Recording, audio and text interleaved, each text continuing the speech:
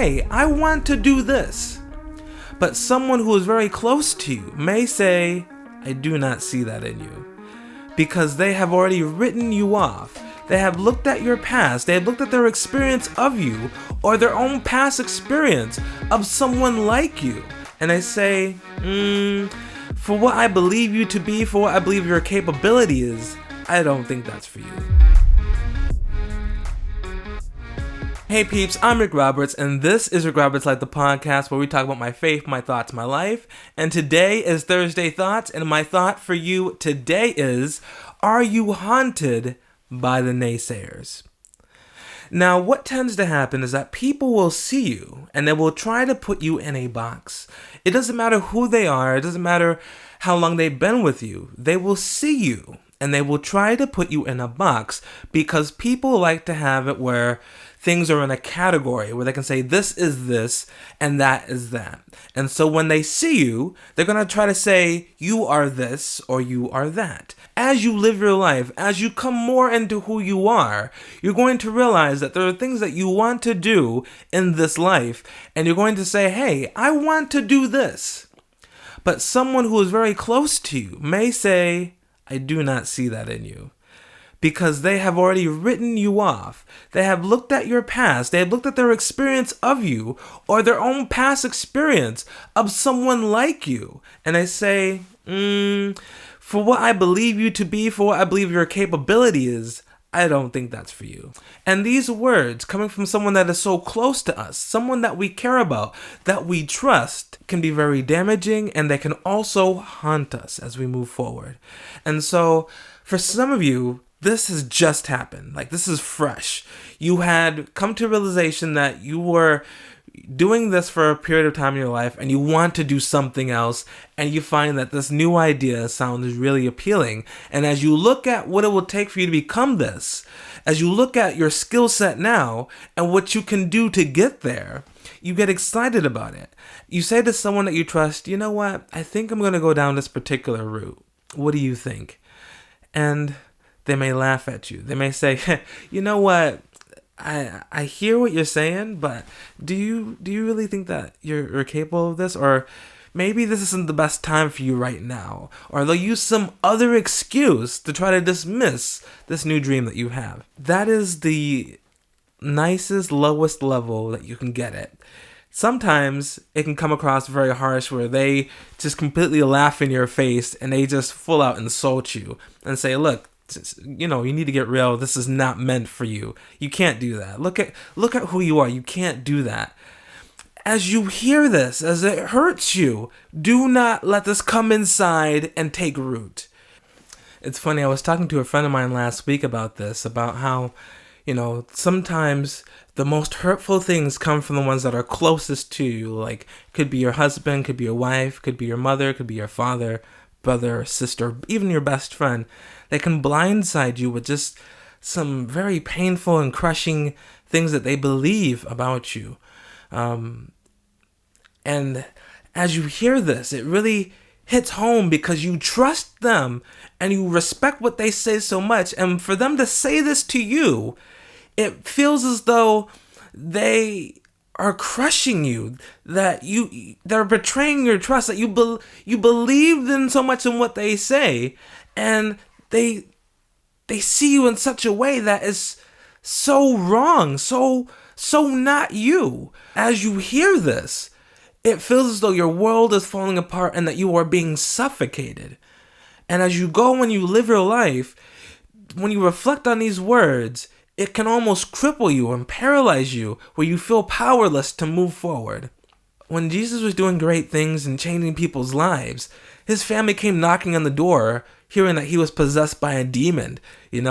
For them to question who he was and what he was doing just goes to show you that even Jesus himself had naysayers who were close to home. They were in his house. The call was coming from inside the house. Joseph had his family as the naysayers. David had his family as the naysayers. And so throughout the biblical history, we see that people inside your family, people who are closest to you, can be the most hurtful people to you. And we cannot expect that it's going to be anything different for us. But what I can say to you is this. Even though they heard these hurtful things from their family, even though some of them tried to kill them, some of them tried to really put them inside a box, what they did that seemed to work and make a change was they continued to keep their head down and work hard. And so what I want to say to you is this. The call is coming from inside the house. It's scary. It can be earth-shattering. But keep focusing on what you need to do. Keep focusing on the hard work you need to do. As my phrase is, keep your head up and keep moving forward. As you do this, you will find that the shackles, the weight, the suffocation will wear off and you will be able to move forward. This is something you can do. I believe in you. I believe in you. You need to continue to believe in yourself and just focus on the hard work you need to do. Because as long as you're focusing on the hard work you need to do, little bit by little bit, you will get there. And a really good, easy example for some of my parents out there, when your babies are starting to learn how to crawl, they don't really move much. You're saying, come on, let's go. And they don't really move much. They kind of rock a little bit and they shake a little bit on the floor. The time that they actually start to move a bit more, where it's like almost crawling, is when they're trying to get into something that they shouldn't be getting into. For Richie, he always wanted to go for my cables. Like if it was a laptop cable or any type of cable on the floor near me, he would always try to inch himself towards that. And so I used that to kind of help him to figure out how to crawl. And what I'm saying to you is, babies, they need to have something to focus on to help drive them forward. That's what you need as well. You did the same thing when you were an infant. You needed something to focus on to help you to move forward. So even though people have said these negative things about you, just focus on the task at hand. And you'll find you'll start to inch yourself forward, because your desire for that thing is more powerful than the negative comment that's there. The desire for that thing is more powerful than your disbelief. If you focus on the thing that you want and you continue to do the steps that needs to be done to get there, before you know it, you will be more than halfway there. So focus on what you need to get to. Focus on what it is that you want in life. And do not look back. Okay? That is what I have to say to you. Stop looking back. And focus on the thing that you need to get to. And you will get there. So the question is, how do I not let this come and take root inside of my life? They say that for one negative thing that's said to you, you need 17 positive affirmations to get past it. And so I'm going to say to you this. You used to be a particular way. You've come to a realization that you want more for yourself. And because you want more for yourself, you're going to put the work in to get to that point. It will not be easy. It will cost you. But you can, and you will do it. You need to believe in yourself. You need to believe in the opportunities that God has given you. And you need to be willing to put the work in to get there. It will not be easy, but you can do it. Play this section of the podcast back again and again and repeat it. Believe that you can do it. What I want you to do as well is, if you see that what they have said has some truth in it, identify the fault inside the system that you did and readjust. We are living a life that is not perfect. We will make our mistakes, and as long as we make the corrections, we can get to where we need to be in time. And so as long as you identify what the problem is in your system, and you readjust, and you keep readjusting until you fix that problem, that fault inside your system, then you can actually overcome. Okay, but you have to be real. If you notice that what they have said has some truth in it, and you are still living that way today, you have to break the cycle. And you have to identify the fault inside the system and make a plan to correct until you are no longer making that same mistake again. This may take a long time because habits are very difficult to break, but they can be broken. Okay, so once you've identified it, You have to then safeguard yourself from making that mistake again. Put procedures in place to be able to safeguard yourself. And as you do that, step by step, day by day, you will crawl yourself out of this broken cycle. The next part that is very difficult to get past is the internal belief. Once that damage has been done, you have to then look inwardly and see where this root is of negativity and rip it out. I say this to you because this is something that I'm doing for myself. People have said some things over my life that has been so painful that still haunts me today. But what I have done is I've identified the fault. I've identified why people have said that. I have corrected it.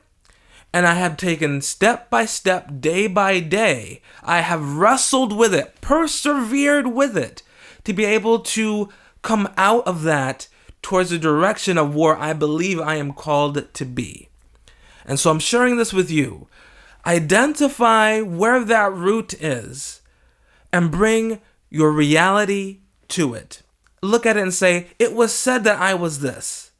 But the evidence proves that I am not that, or I am no longer that.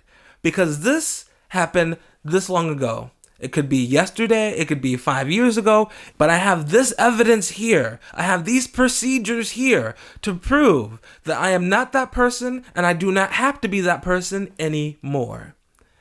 And as you live in this truth, as you live in this reality, you will find that this fiction will start to fade away.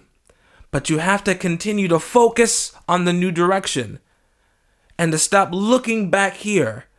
As you stop looking back here and you start looking here, you no longer see what's over here. So you have to live in the reality, you have to focus on that reality, and you have to continue to drive with everything in you to go this direction. Because the second you look back here, you take your eyes off the prize. You take your eyes off of your newfound direction, and where your head goes, the energy flows. If you look back towards the negative, your energy will flow back towards the negative. You'll find that you'll start to get burned out. You'll find that you'll start to get weighed down and suffocated by this voice of negativity. This will haunt you. It will get inside your head, and it will start to mess up everything you've done, because you'll only see through the goggles of negativity your faults. You'll no longer see your strengths. You'll no longer see your progress. You'll see how what this person said is still true today, because you're not perfect. And since you're not perfect, it will get inside the cracks. It will get inside all the weak points of your results. It will make you believe that you've actually wasted your time and that everything that you've done is for nothing. And so I repeat to you, you are no longer that person. You are not the negative things that person has said about you. Your past is your past. Right now is your present. You have decided that you want more for yourself, and you are working to go out there and get it. And I need you to believe that you can change. I need you to believe that you can get it. I need you to believe that new every morning are the mercies of God. God is willing to forgive you right now. You have to be willing to forgive yourself right now. You have to be willing to let go of this negative comment, this negative past, and to focus on your future. Focus on where it is that you feel so passionately about getting to. Put your mind and fix your eyes here and stop looking here. Because, like I said, where your head goes, your energy flows. Now, for those of you who have been working hard and trying to get to where you believe you need to be, and you still find that you're being shackled, that you are being suffocated by this voice of negativity, that you're still being haunted by this voice of negativity, I need you to do me this big favor. I need you to forgive that person, forgive that event. Now, how do you do this? This is not easy. You have to look at that person, look at that event, and say, you know what? From that perspective, that is what they believed. They don't stand where I stand. They do not sit where I sit. They're not looking from the eyes that I have seen. And so in their summation, that's what they come up with. I forgive them of that. I forgive them for them putting their own agenda, for them putting their own expectations, limitations on me. I forgive them for that. And I will let them live in that. But I do not have to live in that. And ask God for the peace in your heart to let it go. Now, like I said, this is not easy. This is a very difficult process because you can ask God for the peace for it, but if you do not fully take it into your heart to forgive them or that event, when you go to sleep, when you wake up, this will still be in the background trying to haunt you. So how do you actually take it into your heart? Like I said, it's a day-by-day process. Some people can do it like immediately, but some people, they will have to wrestle with this for quite some time.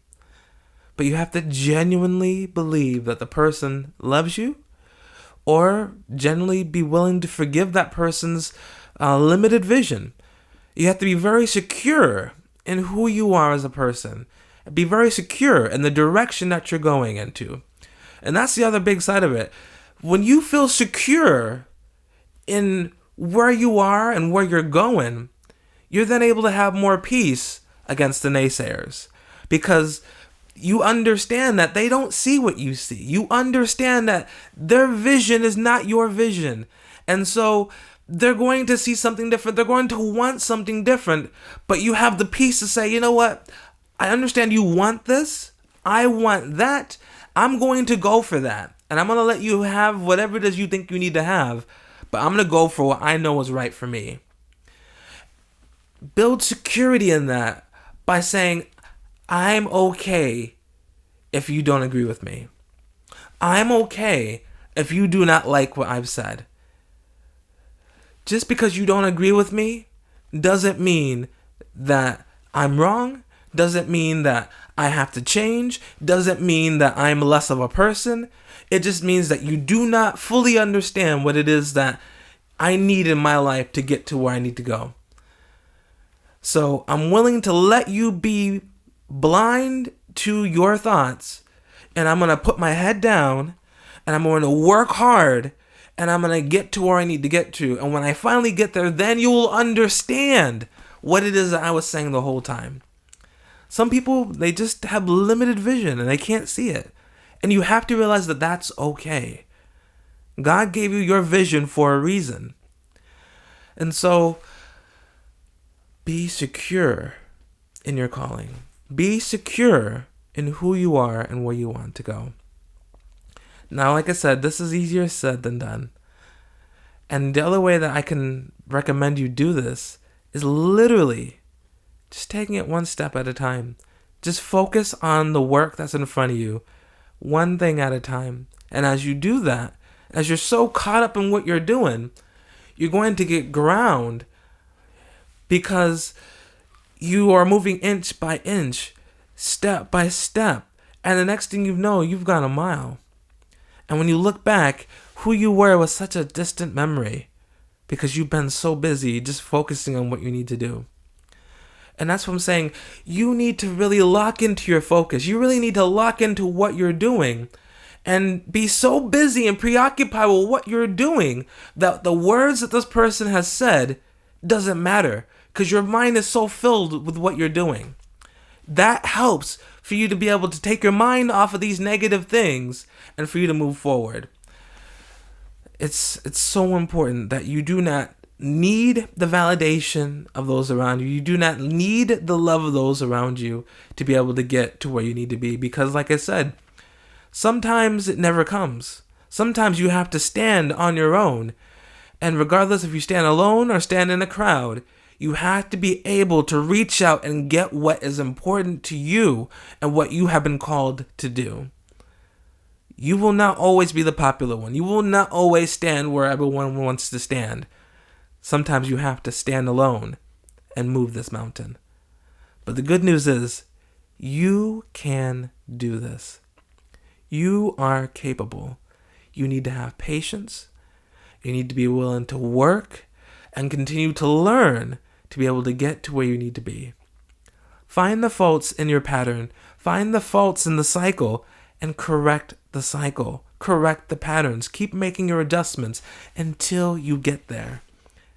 And as long as you do that, you will get there. You will be able to do a variation, or you'll be able to do the exact thing that you've envisioned in your mind, or that you feel that you're led and called to do. So, once again, how do you get past the naysayers? How do you get past the words that are haunting you from your past? The best way I can say it is forgive them, forgive their lack of vision, and to just put your head down and work really hard on what you know you need to do. Focus really hard on what you know you need to do.